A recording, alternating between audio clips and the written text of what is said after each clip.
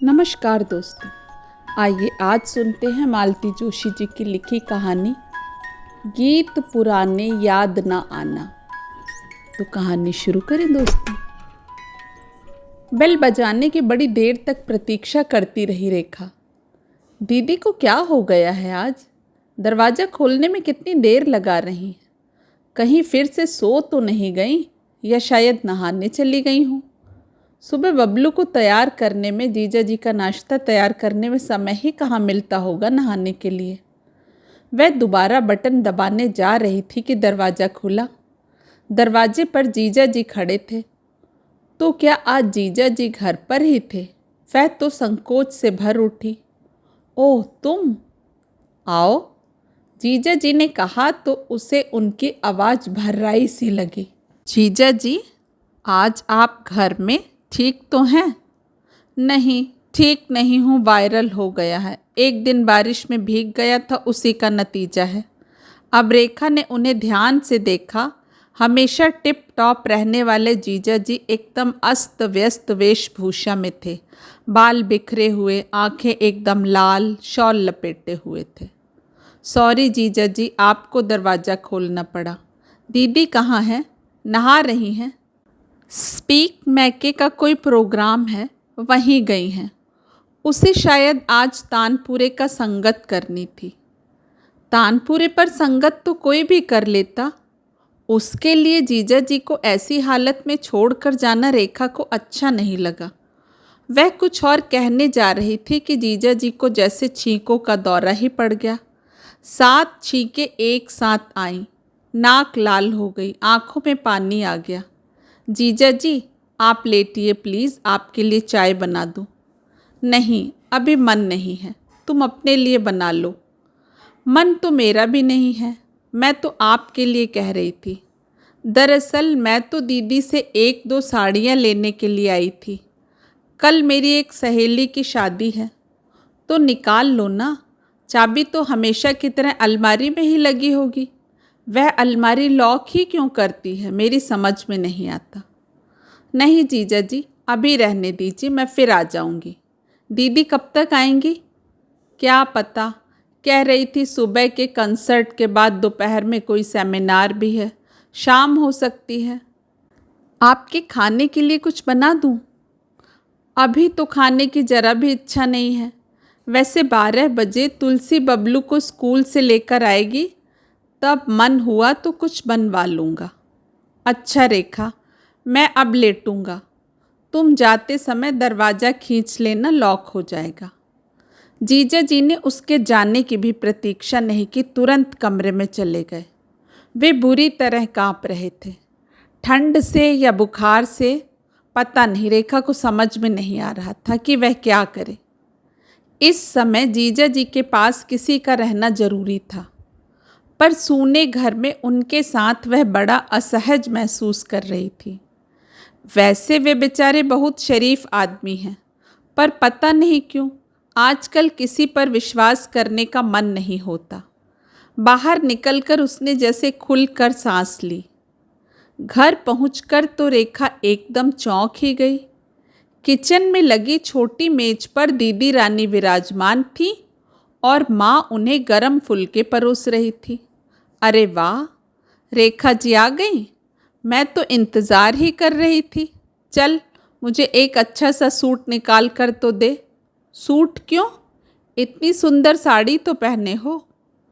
वो तो सुबह स्टेज पर बैठना था ना, इसलिए डाल ली, पर सेमिनार में अच्छा थोड़े ही लगता है। वो तो मैं घर ही चली जाती, पर फिर वह दुष्ट मुझे छोड़ेगा नहीं। बबलू को यहाँ छोड़ जाती ना। कह रही है आज उसके पापा घर पर हैं, माँ ने बताया। रेखा कुछ नहीं बोली। उसने अपने 2-3 अच्छे वाले सूट दीदी के सामने रख दिए। वह तैयार होने चली गई तो रेखा माँ के पास आकर बोली, माँ, आज जीजा जी घर पर क्यों हैं पता है? बुखार में तप रहे हैं, उनसे ठीक से खड़ा भी नहीं हुआ जा रहा। बबलू को क्या खाक संभालेंगे? तुम्हें कैसे पता? मैं अभी दीदी के घर से ही चली आ रही हूँ। अंकिता की शादी में पहनने के लिए दीदी का लहंगा सूट लेने गई थी। जीजा जी ने तो कहा भी कि निकाल लो, चाबी अलमारी में ही लगी है, पर दीदी की गैरहाजिरी में उनकी अलमारी खोलने का मन नहीं हुआ। तब तक दीदी तैयार होकर आ गई थी। वेशभूषा के अनुसार छाया ने अपनी हेयर स्टाइल भी बदल ली थी। जूड़ा खोलकर बाल कंधे पर खुले छोड़ दिए थे। ठीक लग रही हूँ ना? एक्सीलेंट, रेखा ने कहा। तभी माँ बोल पड़ी, छाया, तुमने बताया नहीं कि श्रीकांत जी बीमार हैं? दीदी ने रेखा को घूर कर देखा, फिर बेलौस अंदाज में बोली, ऐसे कोई सीरियस बीमार नहीं है जो बताती, थोड़ा सा बुखार है बस, और वो भी उनकी अपनी ही गलती का परिणाम है। अभी उस दिन मंगलवार को धुआंधार बारिश हुई थी ना, उस दिन जनाब स्कूटर पर भीगते हुए घर लौटे थे। एक नंबर के कंजूस हैं। यह नहीं हुआ कि ऑटो करके ही घर आ जाते। बुखार तो फिर होना ही था ना। वो बीमार है तो बबलू को कैसे देख लेंगे? उसे क्या देखना है माँ? तुलसी उसके कपड़े बदलवा देगी, खिला पिला देगी, वह थोड़ी देर टीवी देखेगा और फिर सो जाएगा। रोज ही सोता है। फिर भी बेटा, एक दिन प्रोग्राम में ना आती तो? माँ, इतनी बड़ी बड़ी हस्तियाँ शहर में रोज नहीं आती। प्रभा अत्रे जी के पीछे बैठकर तानपुरा बजाना, it is a life time chance. इन बड़े कलाकारों से हमें कितना कुछ सीखने को मिलता है। आप लोगों ने तो मुझे ऐसे घर में पटक दिया है कि मैं गुनगुनाना तक भूल गई हूँ। कम से कम सुनने तो दीजिए। ससुराल वाले तो टीका टिप्पणी करते ही रहते हैं। अब तुम भी शुरू हो जाओ। बाय द वे, उनकी बीमारी की खबर तुम्हें कैसे मिली? खबर मैंने दी है, रेखा ने कहा। अंकिता की शादी है, सोचा था तुमसे एक आध साड़ी ले आऊँगी, इसलिए घर गई थी। साहब बहादुर कुछ बोले? नहीं, वे कुछ बोलने की स्थिति में थे ही नहीं। बस यही मना रहे थे कि कब मैं जाऊं और कब वे बिस्तर पर जाकर लेटें। मैंने चाय के लिए भी पूछा था, पर मना कर दिया। माँ को यह सब बताना ज़रूरी था? इसमें छुपाने वाली तो कोई बात भी नहीं है। मैंने सोचा तुम इतनी देर से यहाँ बैठी हो, बता ही दिया होगा। जानबूझकर नहीं बताया, नहीं तो तभी से शुरू हो जाती, मुझे घर भेजकर ही दम लेती। एक तो शादी करवाकर मेरे करियर का कचरा कर दिया, और अब जिसे देखो वही उपदेश झाड़ रहा है। तुम्हारा कौन सा ऐसा करियर था बेटे जिसका हमने कचरा कर दिया? दोनों बहनों ने चौंक कर देखा। सब्जी का थैला लिए पापा दरवाजे पर खड़े थे। इस समय पापा का घर में होना अप्रत्याशित था। शायद वे वर्षांत में अपना कैजुअल्स ख़त्म कर रहे थे। बेटे, तुम 10 साल से संगीत सीख रही थी, पर क्या हासिल हुआ? रेडियो का ऑडिशन तक तुम क्लियर नहीं कर सकी। गणेशोत्सव या दुर्गा पूजा तक में गाने का तुम्हें कभी निमंत्रण नहीं मिला। ना किसी ने तुम्हारा एल्बम निकालने की पेशकश की। सिर्फ कोरस में गाना या किसी के पीछे बैठकर तानपुरा बजाना ही तो करियर नहीं होता। पापा, साधना में 10 साल क्या हैसियत रखते हैं? लोगों की पूरी पूरी उम्र निकल जाती है, तब जाकर कोई मुकाम हासिल होता है। और उस मुकाम के लिए हम कितनी प्रतीक्षा करते बताओ? उम्र तो तुम्हारी रुकी नहीं रहती ना। और फिर कल को तुम ही कोसती कि हमने सही समय पर तुम्हारी शादी नहीं की। और छाया, करने वाले तो शादी के बाद भी कर लेते हैं। वो तुम्हारी दोस्त है ना, सुचेता या सुमिता, आजकल उसका कितना नाम है? माँ ने जैसे छाया की दुखती रग ही छू दी थी। वह एकदम तड़प गई। उसके घर वाले कितने कोऑपरेटिव हैं पता है? पति हर कार्यक्रम में उसके साथ जाता है, और सास 2 महीने के दूध पीते बच्चे को भी संभाल लेती है। जीजा जी भी तो तुम्हें लेकर हर कंसर्ट में जाते थे, हालांकि उन्हें क्लासिकल में जरा भी रुचि नहीं है। और उतनी देर तुम्हारी सास बबलू को रखती थी कि नहीं? पर बाद में सुनाती कितना थी। खैर, अब तो वह पुरानी बात हो गई है। अब तो बबलू को अकेले छोड़कर कहीं जाने का सवाल ही नहीं उठता। अलग रहने की जिद भी तो तुम्हारी ही थी ना बेटा, माँ ने कहा।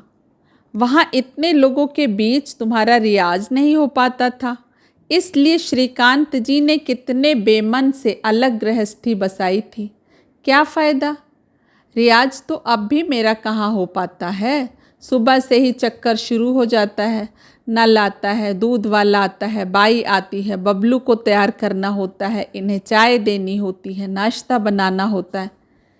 इतनी पस्त हो जाती हूँ कि इन लोगों के जाने के बाद निढाल होकर पड़ जाती हूँ बस।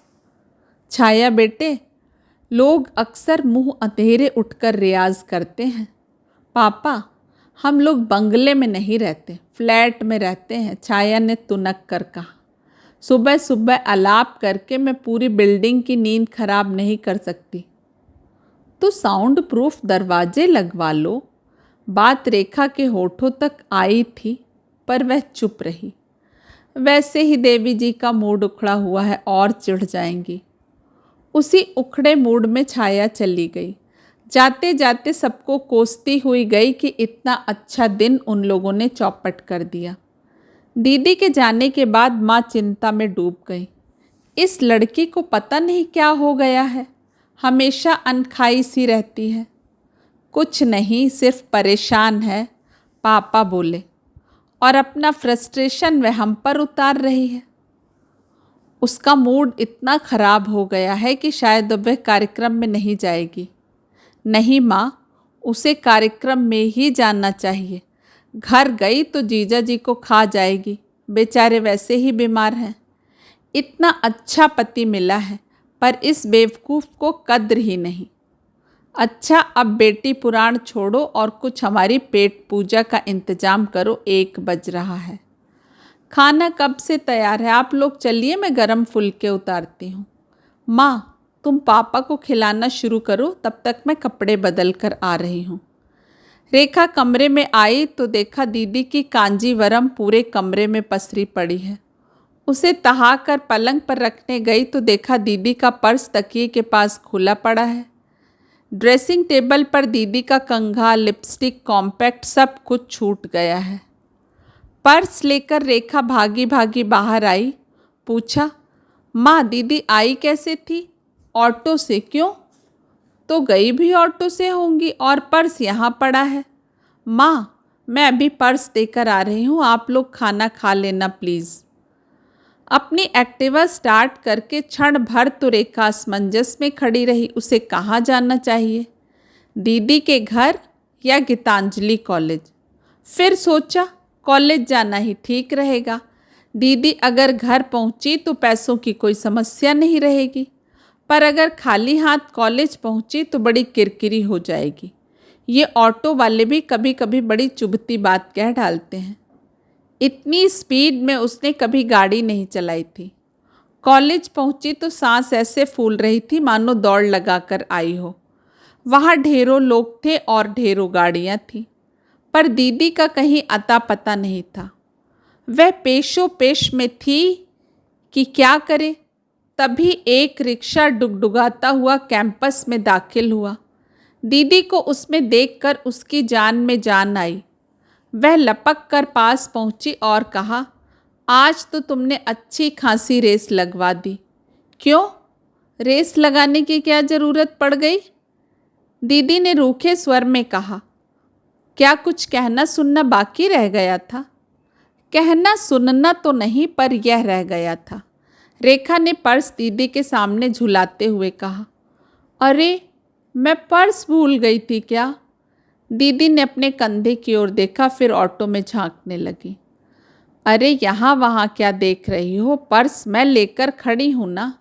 पहले इन भाई साहब का हिसाब करो, फिर बात करते हैं। ऑटो वाला जब पैसे लेकर चला गया तो रेखा ने पूछा, क्या बात है दीदी, इतनी अपसेट क्यों हो? इतने भाषण एक साथ सुनना पड़े तो कोई भी अपसेट हो जाएगा।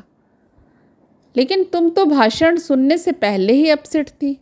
तुम्हारी साड़ी पूरे कमरे में फैली हुई थी, पर्स खुला हुआ था और तुम्हारा मेकअप का सामान मेरी ड्रेसिंग टेबल पर बिखरा पड़ा था। दीदी का तमतमाया चेहरा थोड़ा सौम्य हो गया। तरल स्वर में बोली, क्या करूं छोटी, जब भी ऐसे कार्यक्रमों में आती हूँ मुझे डिप्रेशन सा हो जाता है। संगीत मेरा पहला प्यार था और अब वही मेरी लिस्ट में आखिरी नंबर पर है। संगीत तुम्हारा पहला प्यार नहीं था दीदी, तुम्हारा प्यार कोई और था। ये सारा डिप्रेशन, सारा फ्रस्ट्रेशन उसी के कारण है। क्या बात करती हो? अब क्या मुझसे भी झूठ बोलोगी दीदी? तुम्हारी वकालत करने के लिए मैंने पापा से कितनी डांट खाई है, क्या तुम जानती नहीं? पर तुम कायरों की तरह मुंह में दही जमाए बैठी रही। एक बार भी पापा से अपने मन की बात ना कह सकी। कह भी देती तो क्या होता? पापा क्या ऐसे फटेहाल और बेरोजगार लड़के से मुझे ब्याह देते? एक पिता के नाते पापा शायद मना ही कर देते, पर तुम तो विद्रोह कर सकती थी। इतनी पिक्चरें देखती हो, इतने उपन्यास पढ़ती हो, क्या तुम्हें एक भी डायलॉग याद नहीं आया कि मैं आधी रोटी में गुजारा कर लूँगी या कि उसके साथ खुले आसमान के नीचे रह लूँगी? कुछ तो कहती। क्या करूँ, कुछ कहने की हिम्मत ही नहीं पड़ी। कुछ कहने की हिम्मत नहीं थी या कि ये सारी असुविधाएं सहने की हिम्मत नहीं थी? ऐसा ही समझ लो। मेरे प्रेम में शायद उतनी ताकत नहीं थी। अब उसी की सज़ा भुगत रही हूँ।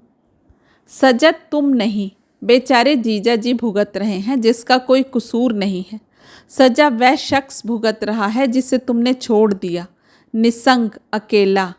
आज तुम साथ होती तो शायद वह भी कुछ बन जाता, उसकी भटकन समाप्त हो जाती। लोग आते जा रहे थे, उनसे हाय हेलो और दुआ सलाम भी हो रही थी, और उसके साथ ही दोनों बहनें इस गंभीर चर्चा में डूबी हुई थी। रेखा जब अपनी बात कह चुकी तो छाया ने कहा, उससे इतनी सहानुभूति जताने की ज़रूरत नहीं है। मेरे बिना भी उसे जो बनना था बन ही गया है।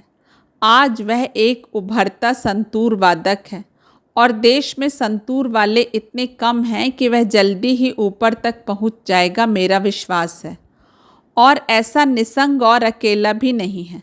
दिल्ली की एक लड़की उससे लगी हुई है, इतनी अल्ट्रा मॉडर्न है कि हम तुम उसके सामने बहन जी नजर आएंगी। दीदी के स्वर में एक ऐसा दर्द था कि रेखा चौंक गई। दीदी की बातों से उसके दिमाग में बिजली सी कौंध गई। उसने पूछा, क्या विशाल भी इस कार्यक्रम में आया है? हाँ, और शाम को परफॉर्म भी कर रहा है।